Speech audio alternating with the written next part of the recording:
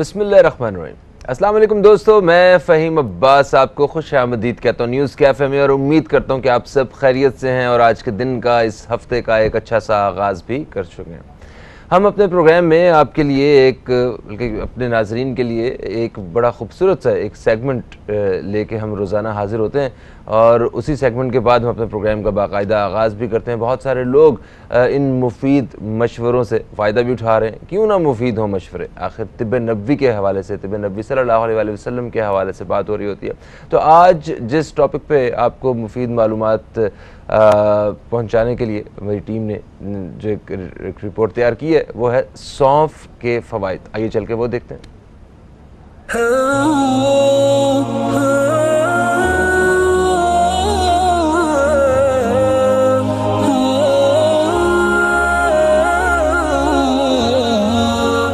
सौंफ घरेलू जरूरियात में इस्तेमाल होने वाली कारामद सी जड़ी बूटी है। सौंफ के अर्कियात और रोगनियात निकाले जाते हैं, जिनके बेइंतहा फायदे हैं। खुशबूदार होने की वजह से सौंफ का इस्तेमाल पान में किया जाता है। सौंफ के तिब्बी फवायद: सौंफ गुर्दे, मसाने के वरहम दूर करने के लिए मुअस्सर होती है। इसके बाकायदा इस्तेमाल से गुर्दे मसाने में पथरी नहीं बनती। सौंफ दूध पिलाने वाली माओं के लिए बहुत मुफीद है, लेकिन हामला खवातीन को इसके इस्तेमाल से मना किया गया है। सौंफ, बादाम, मिश्री हम वजन पीस कर दूध के साथ एक एक चमचा सुबह और शाम इस्तेमाल करें तो नजर की कमजोरी भी दूर हो जाती है। 1 ग्राम सौंफ को आधे ग्राम पानी में मिलाकर इसमें शक्कर और सफेद मिर्च का सफूफ मिलाकर सुबह और शाम पिएं। इससे सर का दर्द ठीक हो जाएगा।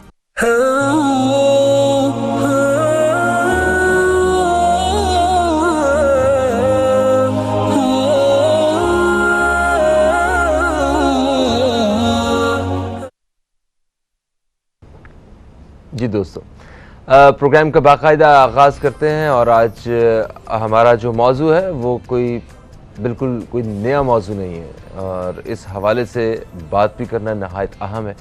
मौजूदा सूरत हाल के हवाले से बात करेंगे, मुल्की सूरत हाल के हवाले से, ख़ास तौर पे जो मौजूदा मुल्की माशी हालात हैं, इन पे बात हम अपने प्रोग्राम में आज करेंगे।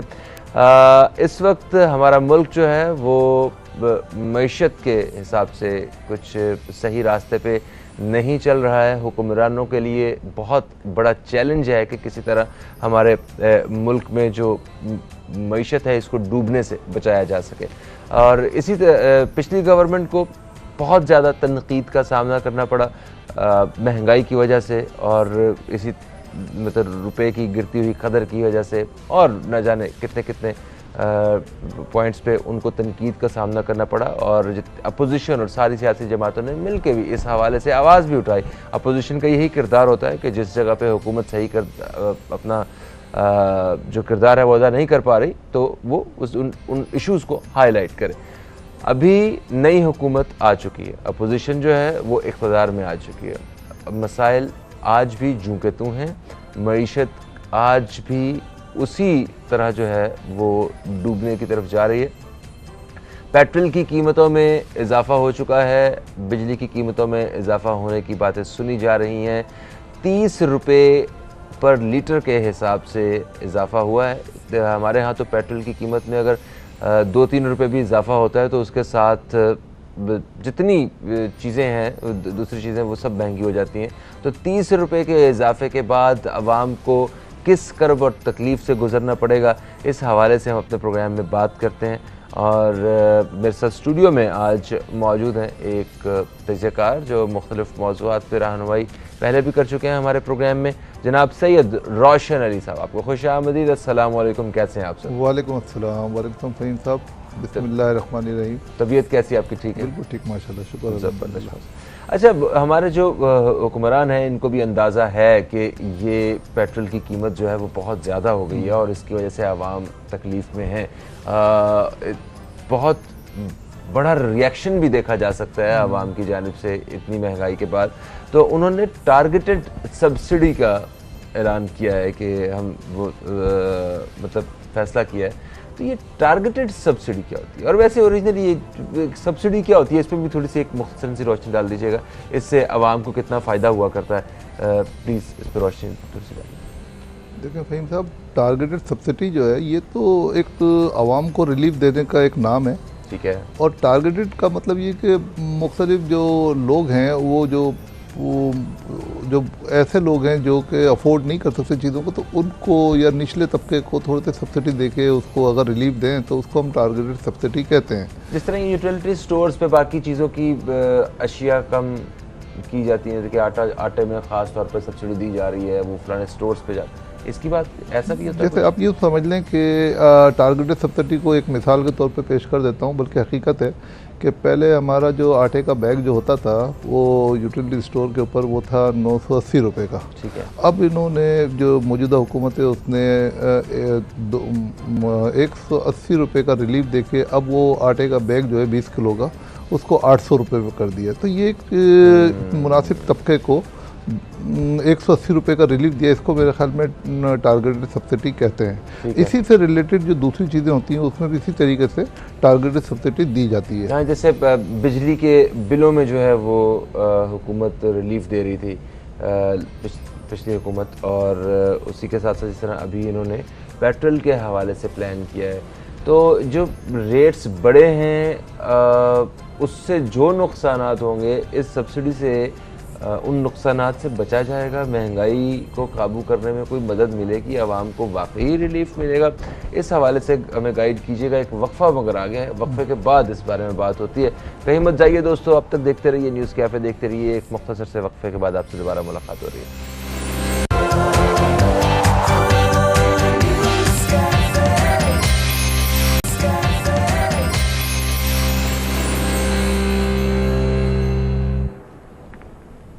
एक वक्फे के बाद आपको फिर से खुश आमदीद। आप देख रहे हैं न्यूज़ कैफ़े, मैं हूं फ़हीम अब्बास। न्यूज़ कैफ़े में मेरे साथ हैं जनाब सैयद रोशन अली साहब, जिनसे हम बात कर रहे हैं मुल्क की मईशत के हवाले से।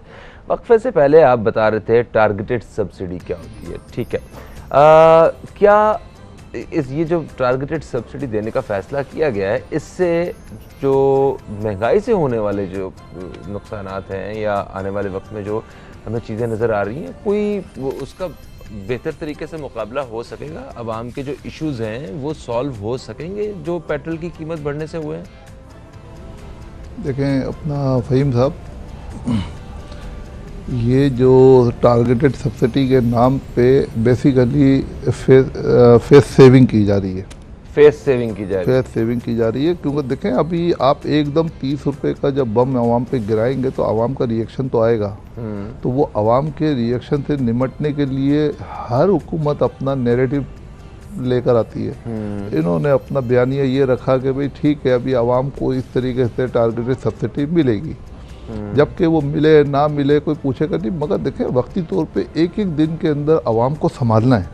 ऐसा ना हो कि पूरी आवाम रोड पर आ जाए, एकदम कुछ दुनिया पाकिस्तान में कोई मसला पैदा हो जाए। तो ये जो बयानिए होते हैं ये आवाम को ठंडा करने के लिए होते हैं।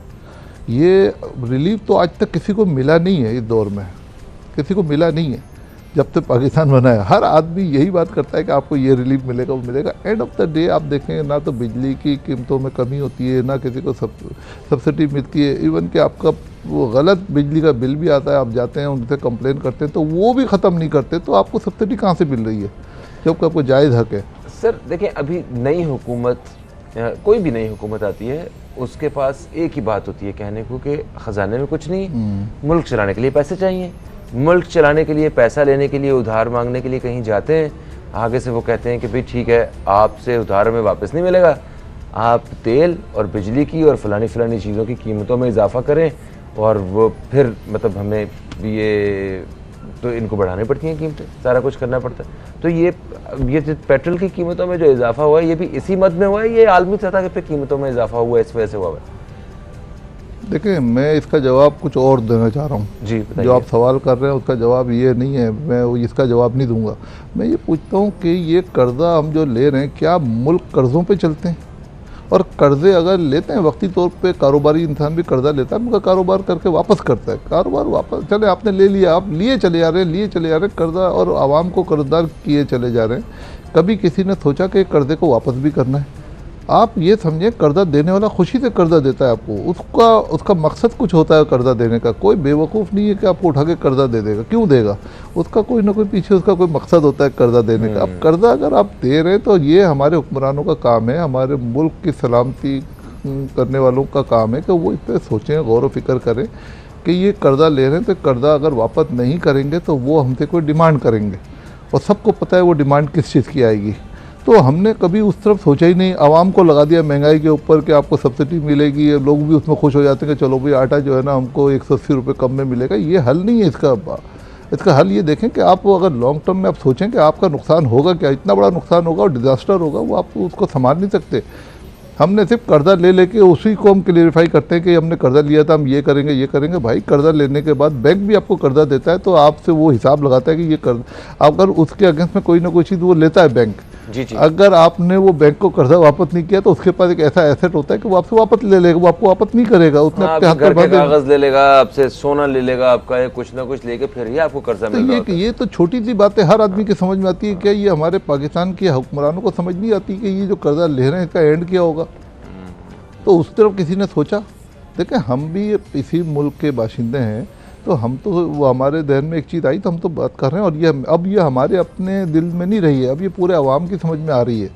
अब हमको तो ये नज़र आ रहा है कि आगे होगा क्या, इस मुल्क का क्या होगा। सर देखिए, आवाम को तो ये हुक्मरान कुछ और तरीके से ही समझा रहे हैं, ठीक है, वो उसमें कहीं भी जो है वो मुझे आवाम के जो मफाद हैं, जो इनके फ़ायदे की बात है, वो तो कहीं नज़र नहीं आती है। दोनों पार्टीज़ एक दूसरे के ख़िलाफ़ जो है ना, वो आपको सिर्फ ये साबित करने में लगी हुई है, टोटल कोशिश ये कि वो दूसरे लोग इंतहाई बुरे लोग हैं, बस ये दोनों का मकसद है। और अवाम आपके सामने इस वक्त जो सूरत हाल है महंगाई से, अभी आपने टारगेटेड सब्सिडी देने के बाद रिक्शों वालों को 800 सीसी से या 800 सीसी तक गाड़ियों वालों को या बाइक वालों को, जो मेहनत मजदूरी कर रहे हैं उनको आपने जो है वो थोड़ा सा पेट्रोल में रियायत दे दिया आपने बाइक वालों को। बट क्या सिर्फ उन्हीं को इस 30 रुपये बढ़ने से नुकसान होगा? क्या कोई दूसरा तबका जो है वो इससे मुतासर नहीं होगा? जब महीने का आपका हज़ारों रुपए का इजाफी पेट्रोल लग रहा होगा, आप बाकी ख़रीदारी में, ग्रॉसरी में, एक एक चीज़ में, आप तंदूर वाले के पास रोटी लेने जाएंगे, वो भी आपको कहेगा कि भाई पेट्रोल की कीमत बढ़ गई। तो क्या आप इसका हल पेश करते हैं? देखिए, क्या मैं करना तो चाहिए? इन सब चीज़ों का तो जवाब बहुत पीछे रह गया, ये महंगाई का तो बहुत पीछे रह गया। अब ये बताएं कि ये तो आपने मार्केटिंग कंपनी का नाम सुना है ना? वो मार्केटिंग कंपनी का काम क्या होता है कि कोई चीज़ नहीं चल रही होती तो मार्केटिंग वाले उस चीज़ को ऑन करते हैं, वो बिल्कुल नाकारा चीज़ को भी सेल कर देते हैं। अब ये जितनी हुकूमतें हैं ना, ये मार्केटिंग का काम कर रही हैं, अपनी प्रोडक्ट बेच रही हैं। इन्होंने अपने आप को ज़िंदा रखने के लिए ऐसे पेश करना है पाकिस्तान को कि देखें हम ये कर देंगे, हम इस तरीके से चलाएंगे तो ये हो जाएगा, मगर एंड ऑफ द डे जब हुकूमत जाती है तो हम कर्जदार हुए होते हैं, और कर्जा उससे बढ़ा हुआ होता है जो पहले होता है। जी हाँ। तो इसका हल कोई नहीं सोच रहा है। अभी हम इस तरफ जाएंगे ना कि ये बहुत छोटी सी बात है कि पेट्रोल बढ़ गया और वो बिजली की कीमतों में इजाफा हो गया, इससे लोगों को क्या असरात होंगे? जो असरात होने थे वो हो गए। घर बैठे बैठे आप और मैं कितने मकरूज हैं, ये बता सकते हैं आप? देखें, इस वक्त हमारा जो अभी आज हमारा एक एक बच्चा जो भी पैदा होने वाला है ना आज के दिन में, वो भी 2,27,000 रुपये का कर्जदार है, एक आदमी। और जब परवेज़ मुशर्रफ साहब की हुकूमत गई थी तो उस वक्त एक इंसान जो है 36,000 रुपये का मकरूज था। तो ये बात कहाँ से कहाँ पहुँच चुकी है? मैं वही बताना चाह रहा हूँ कि 15 साल में 36,000 रुपये का कर्जदार इंसान आज 2,27,000 पे पहुँच गया, फिर भी वो अपने मंजन बेचे चले जा रहे हैं। और वो बिक रहे हैं? हाँ, नहीं बिक भी, मैंने कहा ना मार्केटिंग कंपनी है ये जितने भी हमारी जो जमाते हैं, ये मार्केटिंग का इतना अच्छा कोर्स तो शायद मार्केटिंग कंपनी ने भी नहीं किया होगा जितना अच्छा मार्केटिंग का काम ये लोग करते हैं। अभी इमरान खान साहब की तरफ से एक बयान आया, उसमें मतलब आजकल अखबारात की जीनत भी बना हुआ है और न्यूज़ हेडलाइंस में भी देख रहे हैं कि अमरीकी ग़ुलामों की हुकूमत इसराइल को तस्लीम करने जा रही है। अब इससे भी मतलब जो ठीक है, ये एक बहुत बड़ा मसला है, मगर आपको नहीं लगता कि हम जहाँ पे रह रहे हैं, जैसे फ़र्ज़ करें ये 2.5 करोड़ लोग हैं, कराची शहर के 2.5-3 करोड़ लोग, इनके बुनियादी मसले पानी और मतलब जो रोटी का मसला है, ठीक है, साफ़ हवा का मसला है, पूरे पाकिस्तान में जो बुनियादी जो मसाइल हैं वो ये हैं। इनकी तरफ कैसे इनको कौन हल करेगा? देखिए, ये सारी चीज़ों का हल ये है कि पहले तो आपने जिनसे कर्जा लिया हुआ है ना, आपको पूरे मुल्क को टेंशन होनी चाहिए कि जिनसे कर्जा लिया है। अब बात यह है कि ये पाकिस्तान है, हम सारे अवाम का 22 करोड़ अवाम का कर्जा लेते हैं हुकूमत। अब जो मैं बात करना चाह रहा था कि जैसे किसी का अपना इनफरादी मकान होता है, वो अगर बैंक से कर्जा लेता है तो उसका अपना इनफरादी मकान होता है, तो उसको फ़िक्र होती है अपना मकान छुड़ाने की, तो वो इस हद तक बेदर्दी से उस पैसे का इस्तेमाल इसलिए नहीं करता, उसको पता है ये पैसे वापस नहीं करूँगा तो मेरी ये प्रॉपर्टी चली जाएगी। मगर यहाँ पर एक हमको जो इनको एज हासिल है वो ये है कि आप कर्जा लें और फिर आने वाली हुकूमत जो है ना उसके ऊपर डाल दें सब चीज़ें। तो ये कोई इस मुल्क को ऑन नहीं कर रहा है, क्योंकि जब कोई ऑन करेगा सिंसियरली, अल्लाह को हाजिर नाजिर जान के, दिल पे हाथ रख के, अपने बच्चों को सामने रख के अगर कोई सोचेगा ना, तो कभी भी ये काम नहीं करेंगे। वो कर्जा लेने के बाद सोचे ये कर्जा मैंने वापस करना है। अब ये कर्जे का बोझ जो कुरान पाक पे हाथ रख के लोग यहाँ पे हलफ उठाते हैं और उसके बाद जो है तब भी नहीं करते, तो बच्चों को सामने रखे क्या कौन तो करेगा? आप क्या समझ रहे हैं और कि बच्चों को हराम खिलाते हुए अगर किसी को तकलीफ नहीं होती तो बच्चों को सामने रख के कोई झूठी कसम खाने से किसी को क्या फर्क पड़ेगा? अच्छा, नहीं, आप कह रहे हैं कि वो फ़र्क नहीं पड़ता, मैं समझता हूँ फ़र्क पड़ता है। अच्छा, पड़ता है। मैं कहता हूँ फ़र्क पड़ता है। आपको मैं कहूँगा कुरान पे हाथ रखेंगे, आप नहीं रखेंगे, मैं शायद नहीं मैं भी नहीं रखूंगा। हाँ। तो क्यों नहीं रखेंगे? अगर कोई तो कुछ- खौफ है ना अल्लाह का। जिनको खौफ नहीं होता, आप समझ रहे हैं, वो तो वक्ती तौर पे उनको इक़्तिदार और मदद नज़र आ रहे हैं, वो तो कुरान पे भी हाथ रख देंगे और सारी चीज़ें करके गलत काम कर लेंगे। मगर आप देखें कि दुनिया में जिन जिन लोगों ने ये काम किए वो सब इबरत का निशान बन गए। अल्लाह की अदालत में तो इंसाफ जरूर होता है। तो आप क्या समझते हैं कि ये अभी करेंगे तो क्या ये वक्ती तौर पे तो ये इक़्तिदार संभाल लेंगे, हुकूमतें अपनी मिनिस्ट्री संभालेंगे, काम करेंगे, चले जाएंगे? उनको पता है हम तो अभी 2, 4, 5 साल के लिए आए, चले जाएंगे। उसके बाद आपको क्या समझते हैं कि आप मुझे बता दें कि जिन लोगों ने ये काम किया उनका अंजाम क्या हुआ, दुनिया में क्या अंजाम हुआ? बिल्कुल सही कह रहे हैं। और ये जो अल्लाह की अदालत है ना, इसका नंबर कोई 120वां, 25वां, 130वां नहीं है, ठीक है। यहाँ पे हमेशा इंसाफ मिला ही करता है। एक वक्फे की तरफ बढ़ रहे हैं, वक्फे से वापस आएंगे तो पाक चीन के जो ताल्लुकात हैं इनके हवाले से हम बात करेंगे, क्योंकि अभी माशी पैकेज जो है ना, माशी हालात को बेहतर करने के हवाले से एक पैकेज के बारे में भी बात हो रही है। उसके बारे में जानेंगे कि वो क्या है और उसके मिलने से हमारे कौन से मसाइल हल हो सकते हैं। छोटा सा वक्फा है, कहीं मत जाइए, अब तक देखते रहिए न्यूज़ कैफ़े, देखते रहिए।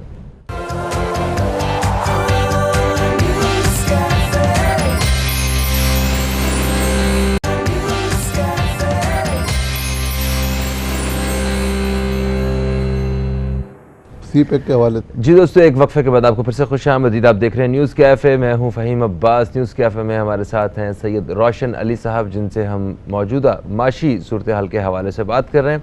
अच्छा, हम कर्ज़ों के बारे में बात कर रहे थे और जब भी हुकूमत आती है उसे किसी न किसी कर्ज़े की ज़रूरत होती है कि वो जो अपने हालात में बेहतर कर सकें। और एक ही बात होती है कि पिछली हुकूमत जो है वो हमें इतना कमज़ोर करके गई। इस दफ़ा तो ये पहली दफ़ा हमने सुना कि ख़जाने में कुछ रकम भी छोड़ के गए हैं ये लोग, जो आज तक ऐसा कभी होता रहा शायद। तो अभी जब इस हुकूमत को चलाने के लिए कर्ज चाहिए, तो उसके लिए चीन से बात चल रही थी। चीन ने पाकिस्तान को माशी पैकेज देने के हवाले से बात की है। तो ये जो माशी पैकेज होगा, इससे कितना फ़र्क पड़ सकेगा और सिर्फ हुकूमत ही चल सकेगी या आवाम के लिए भी कोई आगे रिलीफ वगैरह या कोई बेहतरियाँ नज़र आएंगी?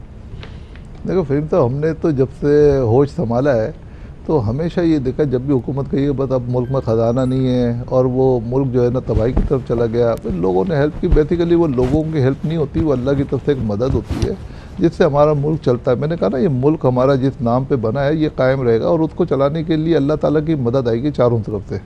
और अभी जिसको अब चीन का नाम ले रहे हैं, अब चीन का भी अपना मुफाद है, तो चीन अपना माशी पैकेज का ऐलान कर रहा है। आपको भी पता है कि सीपैक का उसका इंटरेस्ट है। तो बहरहाल ये मुल्क इंशाल्लाह कायम दायम रहेगा और ये पैकेजेस भी आते रहेंगे, मुल्क भी चलता रहेगा ये ऐसे ही। और आवाम को इसी तरीके से आवाम अपना गुजारा भी करेगी और इंशाल्लाह अब देखिएगा। मगर बस अब ये है कि हमारी ख्वाहिश है। मैं यहाँ पे रुकना चाहता हूँ। देखिए, चीन का अपना मफाद है, आपने कहा ठीक है, चीन का मफाद है, मगर चीन के साथ पाकिस्तान का भी तो मफाद है। चीन अगर पाकिस्तान में कुछ काम करने जा रहा है तो उससे पाकिस्तानियों को भी तो फ़ायदा होगा। देखें, ये तो म्यूचुअल अंडरस्टैंडिंग पे ही होता है। हाँ। हम बेवकूफ़ तो नहीं है कि चीन को उठा के अपना सीपैक दे दें। बिल्कुल ऐसा है। सीपैक देंगे तो जब सीपैक में हम ये समझ रहे हैं हमें फ़ायदा है, और वो चाइना समझ रहा है हमें फ़ायदा है, फ़ायदा दोनों का है। दोनों का जब तक दोनों का फ़ायदा नहीं होगा तो बिजनेस आगे नहीं चलेगा। तो बहुत अच्छी बात है, अगर हमको वहाँ से रिलीफ मिल सकता है तो हमें लेना चाहिए। तो यहाँ पे अमन रहना और यहाँ पे जो बाकी मामलात का बेहतर रहना, ये चीन के लिए भी ज़रूरी है।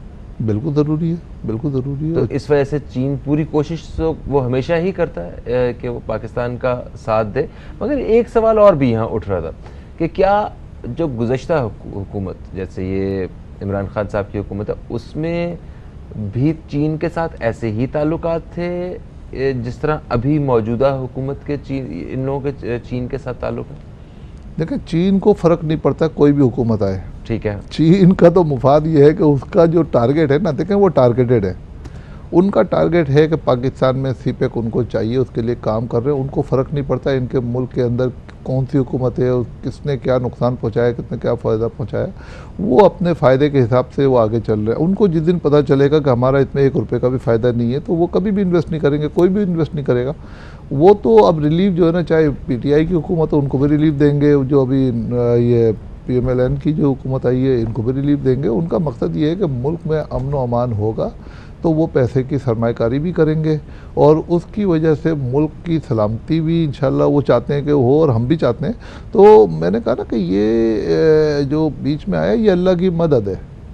और एक जो अमेरिका जो है वो अगर हमको हमारे पे मेहरबानियाँ किए चले जा रहा है तो उसका तो एक टारगेट है कि भाई हम इनको इतना कर्जदार कर देंगे, कल हम अपने एक डिमांड पेश करेंगे कि भाई या तो हमारा कर्जा वापस करो या फिर हम आपके साथ हम ये सौदा करो। सही।